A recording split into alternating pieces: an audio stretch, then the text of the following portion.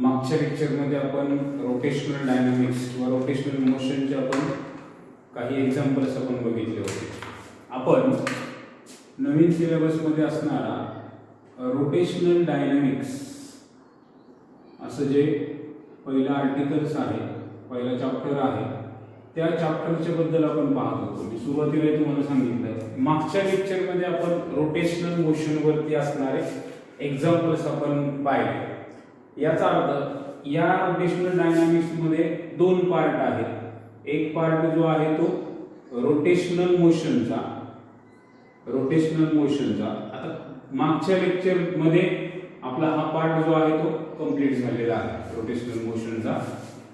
दुसरा जो पार्ट आहे रोटेशनल डायनामिक्स मध्ये सर्क्युलर मोशन, ज्याच्याबद्दल आपण लॉकडाऊन चालू होण्याच्या आधीच बऱ्यापैकी त्याचा आपण पार्ट पाहिला होता. सर्क्युलर मोशन काय असते, सेंट्रिपिटल फोर्स काय असतो, सेंट्रिफ्युगल फोर्स काय असतो. सर्क्युलर मोशनचा शिल्लक राहिलेला जो पार्ट आहे तो म्हणजे आता आपले दोन पार्ट याच्यामध्ये राहिले. पहिला जो आहे त्यामध्ये आपण असं म्हणतो ऍप्लिकेशन्स ऑफ UCM, आणि दुसरा जो पार्ट राहिलेला आहे तो म्हणजे व्हर्टिकल सर्क्युलर मोशन, आणि त्याच्यानंतर आपल्याला पाहायचंय कोनिकल पेंड्युलम. हे सर्क्युलर मोशन मध्ये आपले शिकवायचे राहिलेले पार्ट आहे. एक आहे applications of UCM uniform circular motion, त्यानंतर व्हर्टिकल सर्क्युलर मोशन आणि कोनिकल पेंड्युलम. असे तीन पार्ट आपले शिकवायचे राहिले सर्क्युलर मोशनचे. ते आपण आता सुरू करणार आहोत. आता याच्यामध्ये आपण सुरुवातीला पाहणार आहोत what are the applications of UCM, म्हणजे युनिफॉर्म सर्क्युलर मोशनचे जे काही ऍप्लिकेशन्स आहेत ती कुठं कुठं वापरली जातात त्याच्याबद्दल आपल्याला आजच्या लेक्चर मध्ये पाहायचं आहे. तर आपण सुरुवात करूया. What are the applications of UCM uniform circular मोशनचे ऍप्लिकेशन्स आहेत, काय काय आहे, कुठं कुठं अप्लाय केला जातो युनिफॉर्म सर्क्युलर मोशन, ते आपण बघूया. तर आपला आजचा आर्टिकल आहे applications of UCM uniform circular मोशनचे ऍप्लिकेशन्स काय आहेत. आपण पाहिलं युनिफॉर्म सर्क्युलर मोशन म्हणजे काय, the motion of the particle along a circumference of circle with a constant angular speed is called as the uniform circular motion. आता आपण जे काही ऍप्लिकेशन्स बघणार आहोत ते UCM चेच असतील असं काही नाहीये. मी त्याला फक्त ऍप्लिकेशन्स ऑफ सर्क्युलर मोशन सुद्धा म्हणू शकतो. सर्क्युलर मोशनचे ऍप्लिकेशन्स कुठं कुठं आहेत आपण त्याचे खूप एक्झाम्पल बघितले. सर्क्युलर मोशनची motion of electron around the nucleus, motion of earth around the sun, motion of planets around the sun. These are the examples of circular motion. त्याच्यामध्ये मी एक एक्झाम्पल तुम्हाला सांगितलं होतं, the motion of a vehicle along a curved road. एखादी गाडी असेल, vehicle असेल, जर ती वळणाच्या रस्त्यावरून जात असेल तर तिची मोशन सुद्धा सर्क्युलर मोशन असते. आता आपण काय शिकणार आहोत, पहिले ऍप्लिकेशन आपल्याला पाहायचं आहे की आपण एक एक्सप्रेशन काढणार आहोत. ते एक्सप्रेशन असं आहे, maximum speed of vehicle along horizontal curved road. Maximum speed of a vehicle along horizontal curved road. हे आपल्याला पहिले ऍप्लिकेशन पाहायचं. म्हणजे काय, आता पहा ह्या आर्टिकल मध्ये म्हटलंय vehicle along horizontal curved road.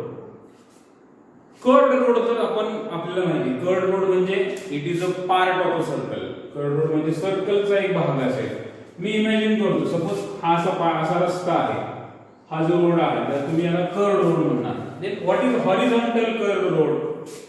दोन प्रकार आहेत. हॉरिझॉन्टल कर्व्ड रोड म्हणजे काय, समुद्र सपाटीलगतचा असणारा जो असा सरळ रोड असतो, फ्लॅट एकदम, त्याला आपण हॉरिझॉन्टल कर्व रोड असं म्हणतो. हॉरिझॉन्टल कर्व रोड म्हणजे समुद्र सपाटीपासून तो खूप उंचीवरती नसतो आणि समुद्र सपाटीच्या लगत असतो, अशा रोडला आपण हॉरिझॉन्टल तर म्हणतो आणि कर्व म्हणजे तो वळणाचा असेल.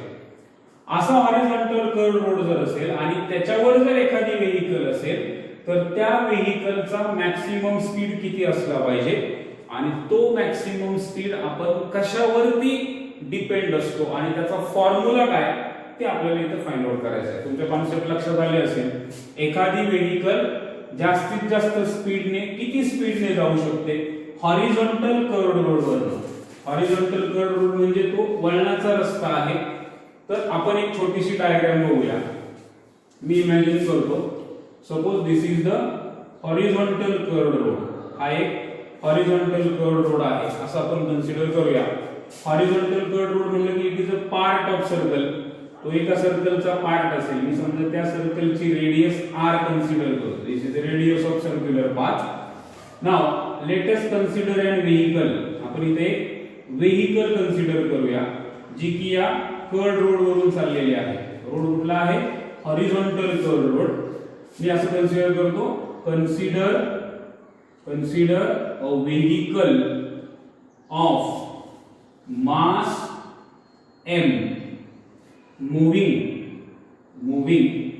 along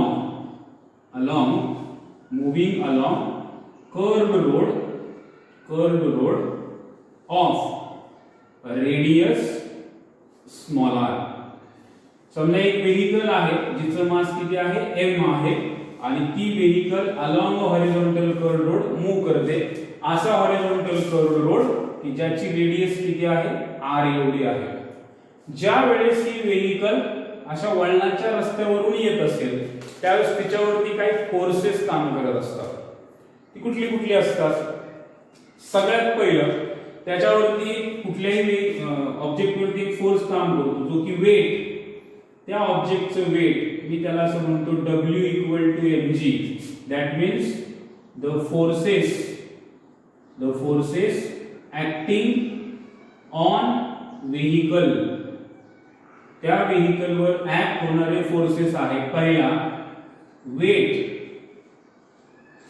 त्या ऑब्जेक्टचं व्हेइकलचं वेट मी mg कन्सिडर करतो आणि mg ला बॅलन्स करणारा एक आणखी फोर्स असतो. ती अपवर्ड डायरेक्शन मध्ये असते. त्याला म्हटलं जातं नॉर्मल रिएक्शन. म्हणजे वेट आहे डाऊनवर्ड डायरेक्शन मध्ये, याचा अर्थ वेट कुणाला बॅलन्स करते? नॉर्मल रिएक्शनला. आणि नॉर्मल रिएक्शन हा सुद्धा एक प्रकारचा फोर्स आहे कारण तो वेटला बॅलन्स करत असतो. तो असतो अपवर्ड डायरेक्शन मध्ये. कुठल्या डायरेक्शन मध्ये असतो? अपवर्ड डायरेक्शन मध्ये. आता आणखी एक आहे, तुम्हाला सर्वांना माहिती आहे, कुठलंही ऑब्जेक्ट जर सर्क्युलर मोशन मध्ये असेल तर त्या सर्क्युलर मोशनला मेंटेन करण्यासाठी एका फोर्सची गरज असते. त्या फोर्सला आपण सेंट्रिपिटल फोर्स असं म्हणतो. पण या व्हेइकलवर आणखी एक फोर्स काम करतो, तिसरा. त्याला म्हटलं जातं Fs. त्याला म्हटलं जातं फोर्स ऑफ स्टॅटिक फ्रिक्शन. याचा अर्थ force between road surface and tyre surface.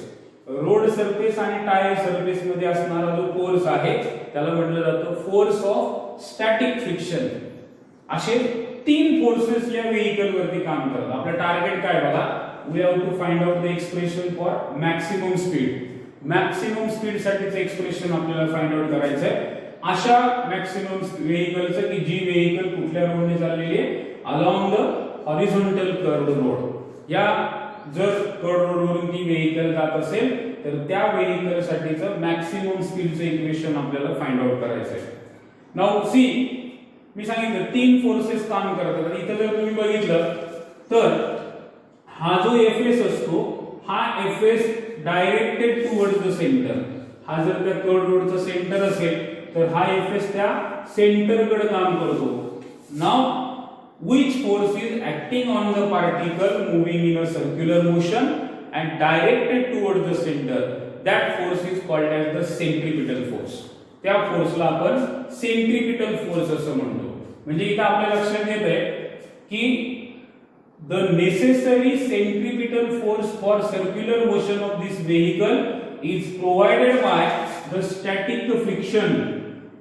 That means force of static friction between road surface and tire surface. म्हणजे या व्हेइकलला जर सर्क्युलर मोशन मेंटेन करायची असेल तर त्या सर्क्युलर मोशन मेंटेन करण्यासाठी लागणारा सेंट्रिपिटल फोर्स कोण प्रोव्हाइड करत असेल तर तो सेंट्रिपिटल फोर्स प्रोव्हाइड केला जातो स्टॅटिक फ्रिक्शन ने, फोर्स ऑफ स्टॅटिक फ्रिक्शन. त्यामुळे मी इथे लिहू शकतो बघा, centripetal force is equal to force of static friction. Static फ्रिक्शनचा जो फोर्स आहे तो फोर्स जो असतो त्या फोर्स ऑफ स्टॅटिक फ्रिक्शन ने सेंट्रिपिटल फोर्स प्रोव्हाइड केला जातो. नाउ आपण शिकलोय सर्क्युलर मोशन शिकताना what is centripetal force, what is the formula for centripetal force. The formula is equal to mv square upon r. This is the centripetal force. तुम्हाला शिकवलं होतं मी, Fcp is equal to mv square upon r. याचा अर्थ centripetal force provided by the vehicle is mv square upon r. आणि force of static friction किती असतो तो force of frictions in solids and liquids असे एक आर्टिकल आहे एनसीईआरटीच्या पुस्तकामध्ये. त्यात तुम्ही बघू शकता किंवा 11वीच्या आपल्या सिलेबस मध्ये आहे मेकॅनिकल प्रॉपर्टीज ऑफ सॉलिड्स मध्ये की फोर्स ऑफ स्टॅटिक फ्रिक्शनचा फॉर्म्युला काय. तीन प्रकारचे फ्रिक्शन, दोन प्रकारचे फ्रिक्शन असतात, एक कायनेटिक फ्रिक्शन असतं आणि एक स्टॅटिक फ्रिक्शन असतं, रोलिंग फ्रिक्शन. त्याच्यापैकी तुम्ही जर बघितलं तर फोर्स ऑफ फ्रिक्शन त्याच्यामध्ये तुम्हाला फॉर्म्युला त्या पुस्तकामध्ये पाहायला मिळेल. म्हणजे डायरेक्ट घेतलेलं नाही, ते पुस्तकामध्येच आहे. तर फोर्स ऑफ स्टॅटिक फ्रिक्शन किती असतो तर it is nothing but mu s m g याने आपल्याला फोर्स ऑफ स्टॅटिक फ्रिक्शन पाहायला मिळतो. आता इथे जर तुम्ही बघितलं तर M get cancelled, M cancel होईल आणि इक्वेशन काय शिल्लक राहतं तो v square upon r is equal to mu S into G हे इक्वेशन राहतं.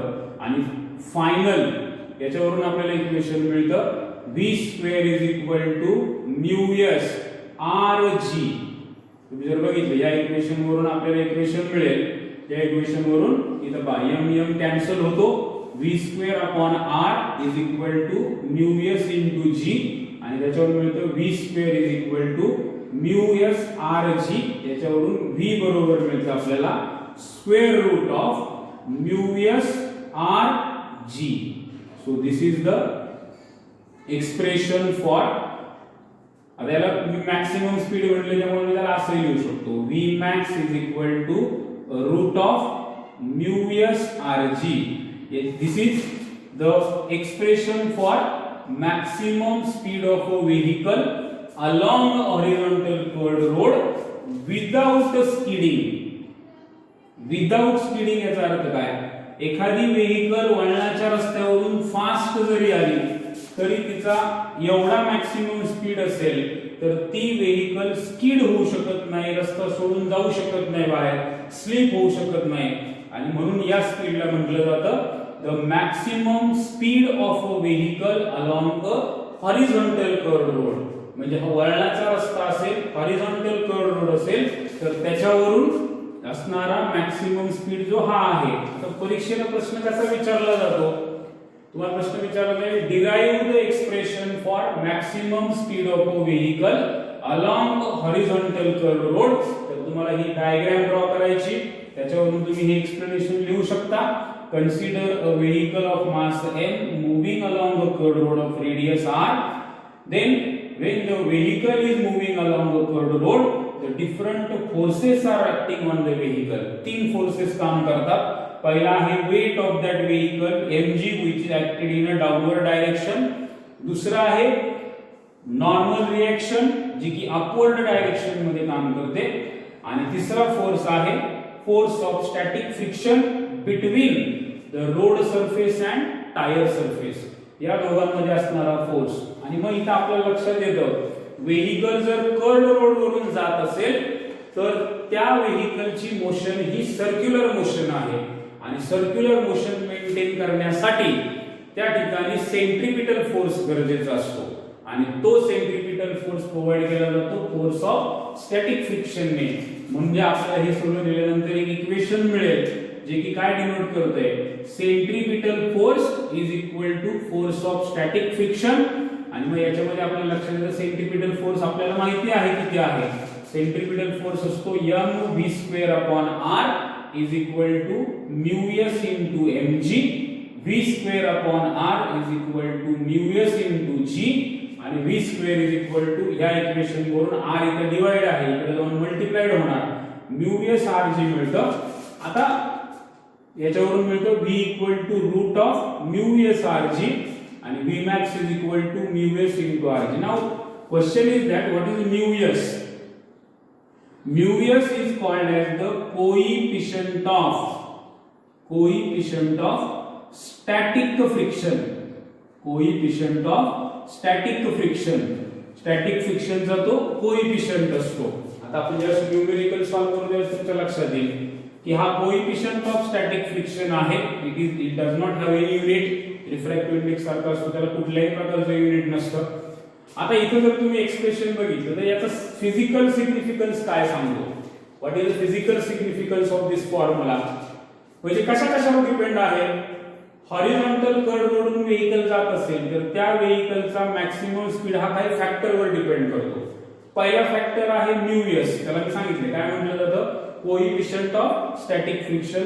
दुसरा फॅक्टर आहे r, that is the radius of the curved road. आणि तिसरा फॅक्टर आहे g, that is the acceleration due to gravity.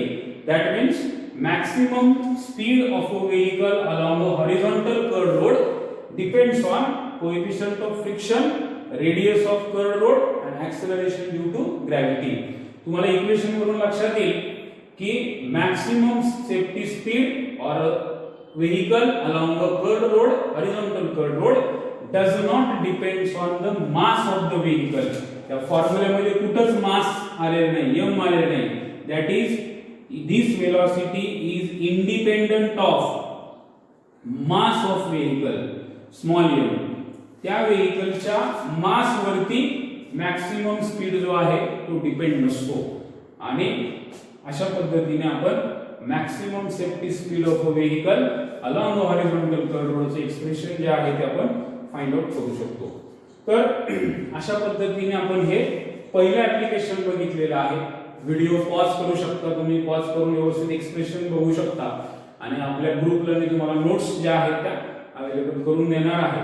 तर अशा पद्धतीने आपण सर्क्युलर मोशनचं पहिलं ऍप्लिकेशन बघितलेलं आहे. पुढच्या लेक्चरमध्ये आपण सर्क्युलर मोशनचं पुढचं ऍप्लिकेशन काय आहे ते आपण पुढच्या लेक्चरमध्ये बघूया. थँक्यू.